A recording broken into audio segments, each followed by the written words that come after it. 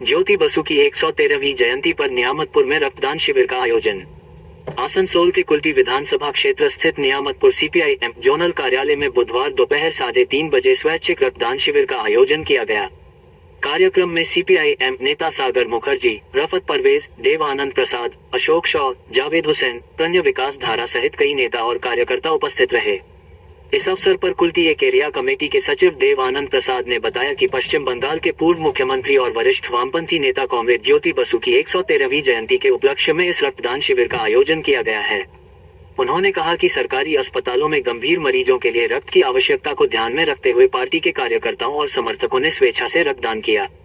इस शिविर में करीब 40 यूनिट रक्त संग्रह करने का लक्ष्य रखा गया ताकि जरूरतमंद मरीजों की मदद की जा सके। আজকের আমাদের কর্মসূচি হলো আমাদের পশ্চিমবঙ্গের প্রাক্তন মুখ্যমন্ত্রী, আমাদের পার্টি নেতা ও জননেতা কমরেড জ্যোতি বসুর 113তম জন্মদিন। এই জন্মদিনে আমরা যারা পার্টি সমর্থক, পার্টি কর্মী আছি, আমরা পশ্চিমবঙ্গের যেটা সরকারি হাসপাতাল, সেই সরকারি হাসপাতালে যে মুমূর্ষু রোগীদের চাহিদা রক্তের, সেই রক্তের প্রয়োজনের কারণে আজকে আমরা এখানে রক্তদান শিবির করছি।